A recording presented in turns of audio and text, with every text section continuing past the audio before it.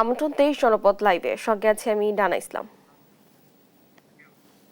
দাবি পূরণের স্পষ্ট ঘোষণা না আসা পর্যন্ত সড়কে অবস্থান ঘোষণা দিয়েছে জগন্নাথ বিশ্ববিদ্যালয়ের আন্দোলনকারীরা। এ নিয়ে কথা বলছেন শিক্ষকরা, আমরা সরাসরি চলে যাচ্ছি সেখানে।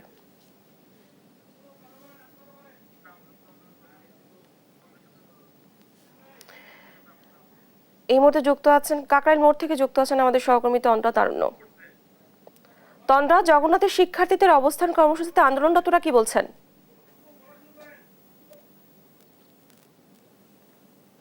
বিশ্ববিদ্যালয়ের আসলে যে 3 দফা দাবি নিয়ে তারা আসলে আন্দোলন শুরু করেছিল এবং তারা এখন পর্যন্ত কিন্তু কাকরাইল মোড়ে কিন্তু তারা এখন পর্যন্ত অবস্থান করছেন এবং এখানে শিক্ষার্থীদের সাথে আসলে তারা সকাল থেকে এখানে তারা আন্দোলনে ছিলেন এবং তারা এখানে অবস্থান করছেন। এবং এর পাশাপাশি কিন্তু এই মুহূর্তে আমি যদি আপনাদের একটু জানিয়ে রাখি, সেটি হচ্ছে যে এখন কিন্তু তাদের জগন্নাথ বিশ্ববিদ্যালয়ে যে শিক্ষকরা রয়েছেন, যারা অধ্যক্ষ যারা রয়েছেন, তারাও কিন্তু এখানে আছেন এবং তারাও কিন্তু একই সাথে তাদের শিক্ষার্থীদের এই অবরোধ কর্মসূচিতে তারাও একত্রিত হয়ে এখানে যোগদান করেছেন।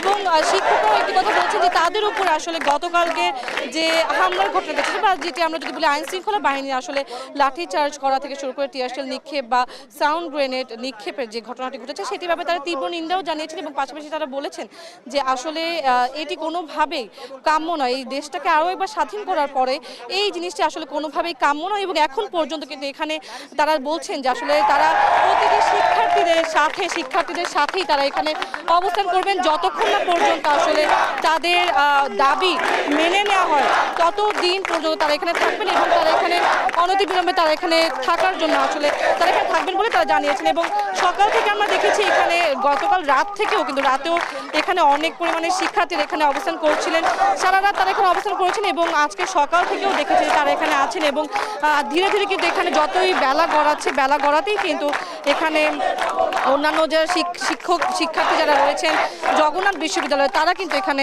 একত্রিত হচ্ছেন এবং তারা একত্রিত হয়ে এখানে বিভিন্ন স্লোগান তারা দিচ্ছেন এবং তাদের যে দাবিগুলো ছিল সেই দাবিগুলো কিন্তু তারা হচ্ছে এখানে সেই দাবিগুলো নিয়ে তারা এখানে আছেন। এবং পাশাপাশি যদি একটু বলি, এখানে আইন শৃঙ্খলা বাহিনীরও আমরা দেখেছি, আইন শৃঙ্খলা বাহিনীর সদস্যরাও এইটাতে আছে এবং তারা ব্যারিকেড দিয়ে রেখেছেন ওই সাইডটাতে। আমরা দেখেছি প্রধান বিচারপতি কার্যালয় ওদিকটাতে তারা কিন্তু ব্যারিকেড দিয়ে রেখেছেন এবং এই পাশটাতে কিন্তু জগন্নাথ বিশ্ববিদ্যালয়ের যে শিক্ষার্থীরা আছেন এবং পাশাপাশি যে শিক্ষকরা রয়েছেন তারাও কিন্তু এখানে আছেন এবং তারা এখানে একত্রিত হয়ে আসলে তাদের দাবিগুলোর ব্যাপারে তারা কথা বলছেন এবং তারা বিভিন্ন স্লোগান দিচ্ছেন সকাল থেকে।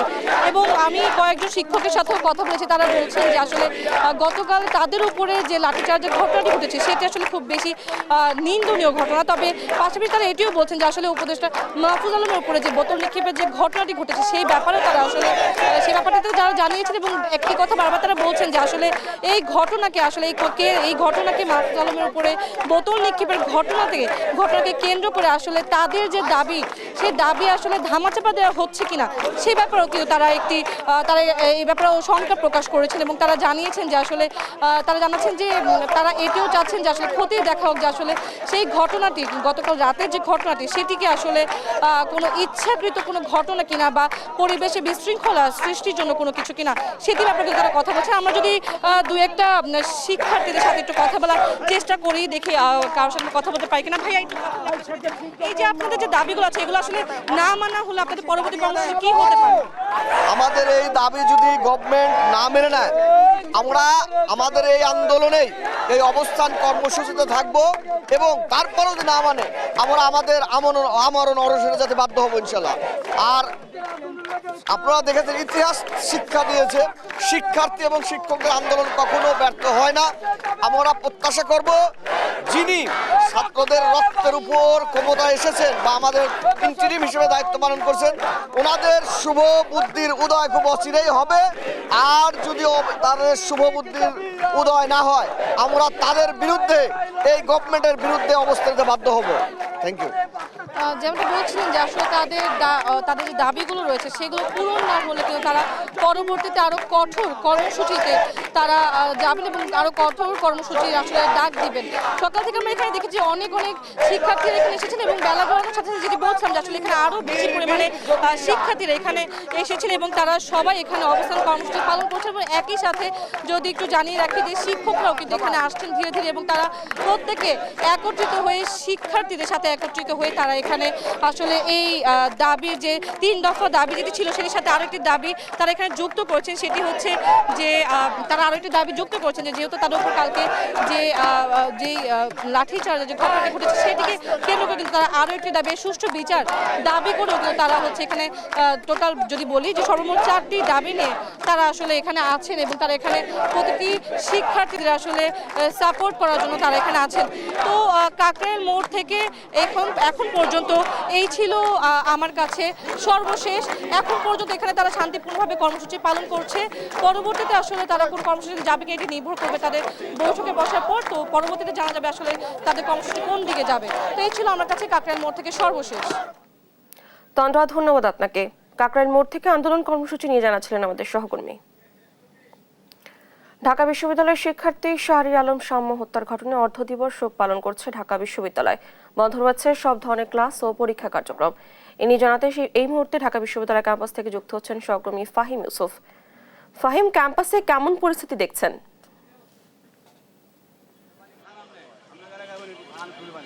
সার্বিকভাবে আমি এখন যে ভিসি চত্বরে রয়েছি, ঢাকা বিশ্ববিদ্যালয়ের যে চিত্রটি এখন এখানে ঢাকা বিশ্ববিদ্যালয়ের ছাত্রদল শাখা যেটি রয়েছে এবং ঢাকার বিভিন্ন অঞ্চল থেকে ছাত্রদলের বিভিন্ন নেতাকর্মীরা আসছেন। বেলা 11টায় শুরু হওয়ার কথা ছিল মানববন্ধনটি, কিন্তু মানববন্ধন কর্মসূচি অনেকটা পেছাতে হবে বলে তারা জানিয়েছেন। এখন যদি আমি দেখাতে চাই, এই পাশে ছাত্রদলের বিভিন্ন শাখার নেতাকর্মীরা তারা ঢাকার বিভিন্ন জায়গা থেকে এসেছেন মূলত শাহরিয়ার আলম সাম্যের হত্যাকাণ্ডের বিচারের দাবিতে।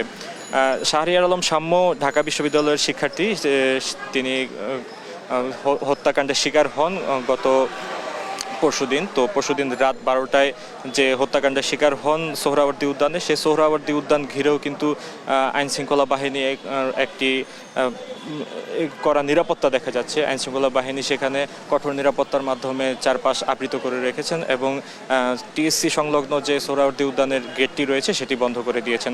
ঢাকা বিশ্ববিদ্যালয়ের সাধারণ শিক্ষার্থীরা আমাদের গতকাল জানিয়েছিলেন আজ অর্ধদিবস তারা বন্ধ কার্যক্রম পালন করবে। অর্ধদিবস বন্ধ রেখে তারা একটি শাহরিয়ার আলম সাম্যের যে হত্যাকাণ্ড রয়েছে সেই হত্যাকাণ্ডের প্রতি সংহতি জানিয়ে অর্ধদিবস আজ বন্ধ রয়েছে এবং সকল ধরনের শিক্ষা কার্যক্রম বন্ধ থাকার কারণে ঢাকা বিশ্ববিদ্যালয়ের যে ক্লাসরুমগুলো রয়েছে সেগুলো অনেকটাই ফাঁকা এবং শিক্ষা কার্যক্রম বন্ধ থাকার কারণে এখানে মানুষও অনেকটা কম দেখা যাচ্ছে। এছাড়া ছাত্রদলের যে কর্মসূচিটি রয়েছে মানববন্ধন কর্মসূচি, এই কর্মসূচির আওতায় তারা কিছুক্ষণের মধ্যেই এখানে মানববন্ধন কর্মসূচি পালন শুরু করবেন এবং তারা যেটি জানাচ্ছিলেন যে কিছুক্ষণের মধ্যেই কিন্তু বিভিন্ন জায়গা থেকে যে সকল নেতাকর্মীরা আসার কথা রয়েছে নেতৃবৃন্দ আসবেন এবং তারা মানববন্ধন কর্মসূচি পালন করবেন। এই মুহূর্তে যদি আমি কয়েকজনের সাথে কথা বলতে দেখতে চাই যে তারা কি দাবি নিয়ে মূলত এখানে এসেছেন। আপনাদের দাবিগুলো মূলত কি? দুঃখিত, আমাদের বাংলাদেশ জাতীয়তাবাদী ছাত্রদল কেন্দ্রীয় সংসদের বিপ্লবী সভাপতি রাকিব ভাই, বিপ্লবী সাধারণ সম্পাদক নাসির ভাই আছে, তারা আজকে অ্যাকচুয়ালি আপনার মূল বক্তব্য দিবে, আমরা আর কি বক্তব্য দিতে চাচ্ছি না, এজন্য দুঃখিত। যেটি শুনতে পাচ্ছিলেন যে তারা কিন্তু তাদের দাবিগুলো ঊর্ধ্বতন নেতৃবৃন্দ উপস্থাপন করবেন এবং মানববন্ধন শেষে যে ব্রিফিং হবে, ব্রিফিংয়ের মাধ্যমে সম্পূর্ণ বিষয়টি সকলের সামনে তুলে ধরবেন। এছাড়া তারা কেউ কিন্তু এখন মুখ খুলতে নারাজ। তারা বলছেন যে ঊর্ধ্বতন যেসব নেতৃবৃন্দ আসবেন তারাই মূলত যে ব্রিফের মাধ্যমে সম্পূর্ণ বিষয়টি দাবিগুলো উত্থাপন করবেন। এই ছিল ঢাকা বিশ্ববিদ্যালয়ের যে ভিসি চত্বর থেকে সর্বশেষ। ফাহিম, ধন্যবাদ আপনাকে। ঢাকা বিশ্ববিদ্যালয়ের শিক্ষার্থী শাহরিয়ার আলম সাম্য হত্যার ঘটনায় অর্ধদিবস শোক পালন করছে ঢাকা বিশ্ববিদ্যালয়। বন্ধ রয়েছে সব ধরনের ক্লাস ও পরীক্ষা কার্যক্রম। এ নিয়ে জানাচ্ছিলেন আমাদের সহকর্মী। জাতীয় সংসদ ভবনে এলডি হলে চলছে জাতীয় ঐকমত্য কমিশনের সঙ্গে বাসদের আলোচনা। এ নিয়ে আলোচনাতে সেখান থেকে যুক্ত হচ্ছেন সহকর্মী তাইফুর রহমান তুহিন। বৈঠকে কারা কারা অংশ নিয়েছেন, আজ আলোচনার বিষয় কি রয়েছে?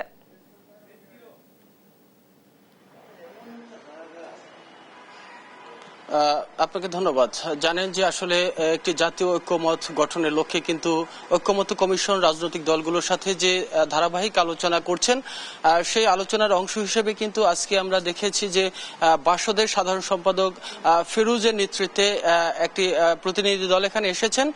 সকাল থেকে কিন্তু তারা 10টার কিছুক্ষণ পরে কিন্তু সংসদ ভবনের এলডি হলে এসেছেন এবং সেখানে তারা ঐক্যমত্য কমিশনের সাথে কিন্তু বৈঠকে বসেছেন। বৈঠকের প্রথমে কিন্তু তারা যেটি বলার চেষ্টা করেছেন, বাসদের পক্ষ থেকে তারা বলছেন যে আসলে ঐক্যমত্যের কমিশনের দেয়া যে সমস্ত ইয়াগুলো ছিল সেই বিষয়গুলোতে কিন্তু তারা অনেকটাই কিন্তু ঐক্যমত পোষণ করেছেন। তারা বলছেন যে দুই একটি বিষয় ছাড়া বাকিগুলোতে তারা সহমত পোষণ করেছে। সেই সাথে তারা বলছেন যে আসলে একটি সুন্দর বাংলাদেশ বিনির্মাণের লক্ষ্যে রাজনৈতিক দলগুলোর কিন্তু পরিবর্তন আসতে হবে, তাদের নীতি নৈতিকতার পরিবর্তন আসতে হবে, তাহলেই কিন্তু আসলে একটি সুন্দর দেশ বিনির্মাণ করা সম্ভব হবে, এটি কিন্তু তারা বলছেন। তারা বলছেন যে ঐক্যমত কমিশনকে তারা সর্বাত্মক সহযোগিতা করার জন্য প্রস্তুত রয়েছে। ঠিক একই সাথে ঐক্যমত কমিশনের যে সহসভাপতি আলী রিয়াজ, তিনি কিন্তু বলার চেষ্টা করেছেন যে আসলে সমস্ত রাজনৈতিক দলকেই কিন্তু এই একই প্ল্যাটফর্মে আসলেই কিন্তু একটি সুন্দর যে তাদের যে লক্ষ্য, সেই লক্ষ্যে কিন্তু তারা অধিষ্ঠিত হতে পারবেন। তারা বলছেন যে একটি জাতীয় সনদ তৈরি করা হবে, অর্থাৎ সকল রাজনৈতিক দলের যে মতামত রয়েছে সেই মতামতের ভিত্তিতেই কিন্তু একটি জাতীয় সনদ তৈরি করার তারা প্রত্যাশা করছেন। তারা বলছেন যে যাতে করে সামনের আগামী নির্বাচনে কোনো ধরনের কারচুপি বলেন, যে বিগত দিনে যে সমস্ত ক্ষমতার অপব্যবহার করা হয়েছে সেই বিষয়গুলো যাতে তারা বন্ধ করতে পারে। সেই সাথে প্রশাসনিক বিষয়গুলোতে যেখানে যেই দুর্বলতাগুলো এর আগে ছিল সেই দুর্বলতাগুলো যাতে কাটিয়ে উঠতে পারে এবং এক কথায় বলা চলে যে একটি সুন্দর বাংলাদেশ বিনির্মাণের জন্য সমস্ত রাজনৈতিক দলগুলোর সহযোগিতা তারা আবারও কামনা করছেন। তারা বলছেন যে সবাই যদি সহযোগিতা করে তাহলে একটি জাতীয় সনদ তৈরি করা সম্ভব হবে এবং সেই লক্ষ্যে কিন্তু আগামীর বাংলাদেশ বিনির্মাণ করা সম্ভব হবে। তো এখন পর্যন্ত কিন্তু আসলে তাদের যে বৈঠক সেটি কিন্তু চলছে। হয়তো বৈঠকের কিছুক্ষণ পরেই কিন্তু তারা আনুষ্ঠানিক একটি ব্রিফিং করবেন আর সেখান থেকে আসলে জানা যাবে যে আসলে ঐক্যমত্য কমিশনের দেয়া যে নীতিমালাগুলো রয়েছে সেখান থেকে তারা কতগুলোতে তারা একমত হয়েছেন এবং তাদের যে ব্যক্তিগত যে মতামত সেই মতামতগুলো তারা কি কি দিয়েছেন এবং কোন বিষয়গুলো তারা সংস্কার আরো চাচ্ছেন। তো আসলে এখন এই পর্যন্তই ছিল আসলে আমার কাছে। তুহিন, ধন্যবাদ আপনাকে। জাতীয় সংসদ ভবনে এলডি হলে বৈঠক চলছে, এ নিয়ে জানাচ্ছিলেন আমাদের সহকর্মী। চাঁপাইনবাবগঞ্জে ৮ দফা দাবিতে রেলপথ অবরোধ করেছে নাগরিক সংগঠন সুজন সহ জেলার সাধারণ মানুষ। এ নিয়ে আরো জানাতে সেখান থেকে সরাসরি যুক্ত হচ্ছেন সহকর্মী তারেক রহমান। তারেক, কি কি দাবি রয়েছে তাদের? ট্রেনের সময়সূচিতে বিলম্ব হচ্ছে কিনা জানাবেন, আর একটি বিষয় জানাবেন, এখন কি পরিস্থিতি বিরাজ করছে সেখানে?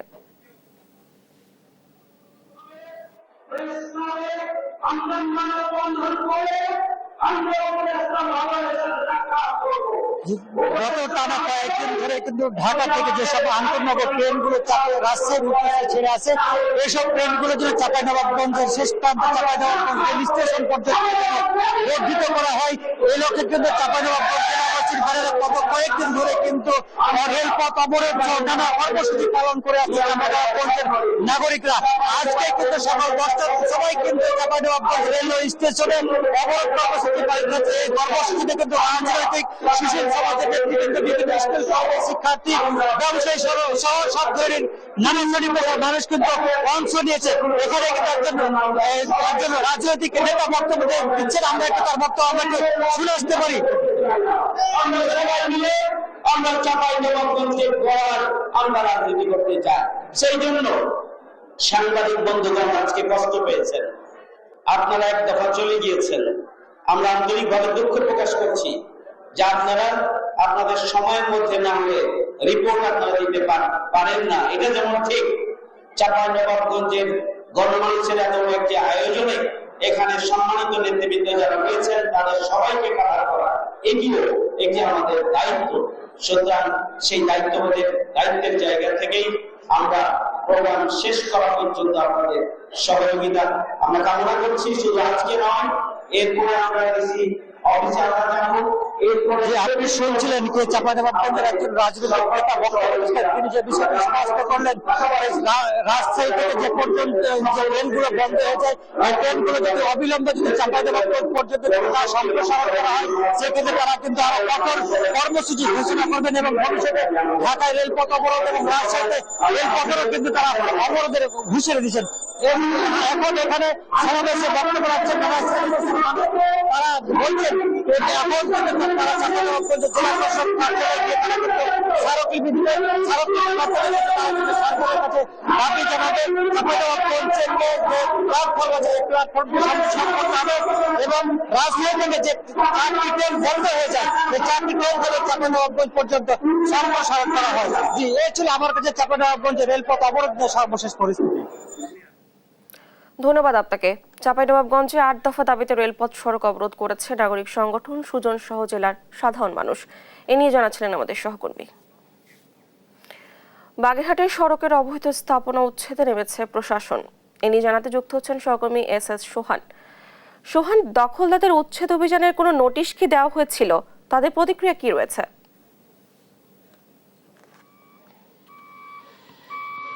বাগেরহাটে আসলে আজকে 2 দিন ব্যাপী যে সড়ক বিভাগের অবৈধ স্থাপনা উচ্ছেদ, সেই উচ্ছেদ কার্যক্রম কিন্তু দ্বিতীয় দিনের মতো চলছে। আমরা সকাল থেকে দেখেছি বাগেরহাট জেলার ফকিরহাট উপজেলার নপাড়া নামক স্থান থেকে কিন্তু উচ্ছেদ অভিযান শুরু হয়েছে। এই মুহূর্তে আমরা দেখছি প্রায় কিন্তু উচ্ছেদ অভিযান চালানো হচ্ছে এবং সড়ক বিভাগের যারা কর্মকর্তা রয়েছেন তারা কিন্তু বিষয়টিকে মনিটরিং করছেন এবং তারা আমাদেরকে জানিয়েছেন যে এই যে উচ্ছেদ অভিযান, এই অভিযান কিন্তু চলমান থাকবে এবং যারা বিভিন্ন সময় অবৈধভাবে সড়কের জমি দখল করে স্থাপনা তৈরি করেছেন তাই সেই স্থাপনা কিন্তু উচ্ছেদ করে দেওয়ার কথাও বলেছেন। আমরা যদি আপনাদেরকে একটু জানাতে চাই, গতকাল বুধবার সকালে কিন্তু সড়ক বিভাগ খুলনা জোনের আইন ও এস্টেট কর্মকর্তা পীযূষ চন্দ্র দেন নেতৃত্বে এই উচ্ছেদ অভিযান শুরু হয়েছে। তিনি আজকেও কিন্তু এখানে রয়েছেন। আমরা একটু তার সাথে কথা বলতে চাই যে কি ধরনের স্থাপনা উচ্ছেদ করা হয়েছে এবং এই উচ্ছেদ অভিযান কতদিন চলবে। ধন্যবাদ আপনাকে।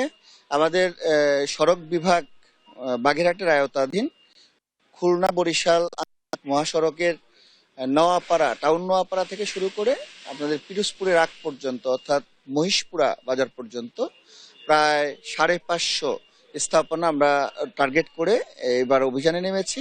গতকালকে সারাদিন ব্যাপী আমরা প্রায় 200-র কাছাকাছি স্থাপনা কাঁচা, সেমি পাকা এবং পাকা স্থাপনা ভ্যান্ডালাইজ করে আজকে চলছে। আজকে টাউন পর্যন্ত আমাদের প্রায় 100 খানেকের কাছাকাছি আমরা স্থাপনা ইতোমধ্যে অপসারণ করতে সক্ষম হয়েছি।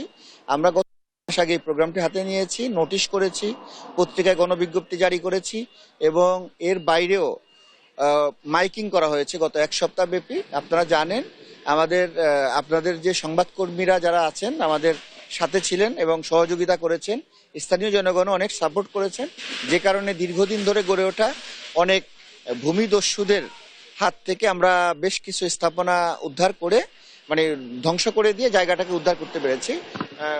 আসলে আপনারা শুনছিলেন যে তারা বেশ কিছু স্থাপনা অর্থাৎ 2 দিনে প্রায় 3 শতাধিক স্থাপনা কিন্তু উদ্ধার করেছে, ধ্বংস করেছে বা উচ্ছেদ করেছে। এখনো সেই উচ্ছেদ অভিযান চলছে। আমরা আপনাদেরকে একটু সরাসরি সেই বিষয়টি দেখাতে চাই এবং আমরা এখানকার যে কর্মকর্তারা রয়েছেন তাদের সাথে কথা বলে যেটা জেনেছি, এই উচ্ছেদ অভিযান কিন্তু আজকে সন্ধ্যা পর্যন্ত চলবে এবং আজকেই এই উচ্ছেদ অভিযান শেষ করা হবে এবং কিছু সময় বিরতি দিয়ে এই উচ্ছেদ অভিযান পরবর্তীতে আবার শুরু হবে এবং যাতে আর অবৈধ স্থাপনা না হয় সেজন্য মনিটরিং করা হবে বলে আমাদেরকে জানিয়েছেন। এই ছিল আমার কাছে সড়ক বিভাগের জমিতে থাকা অবৈধ স্থাপনা উচ্ছেদের সর্বশেষ খবর। সোহান, ধন্যবাদ আপনাকে। বাগেরহাটের সড়কের অবৈধ স্থাপনা উচ্ছেদে নেমেছে প্রশাসন। এ নিয়ে জানাচ্ছিলেন আমাদের সহকর্মী। মুন্সিগঞ্জের মীর কাদিম পৌর এলাকায় খালগুলো ক্রমাগত দখল ও দূষণের শিকার হচ্ছে। এতে ময়লা আবর্জনা খালে ফেলার পাশাপাশি বিভিন্ন অংশে দখল নিচ্ছে স্থানীয় প্রভাবশালীরা।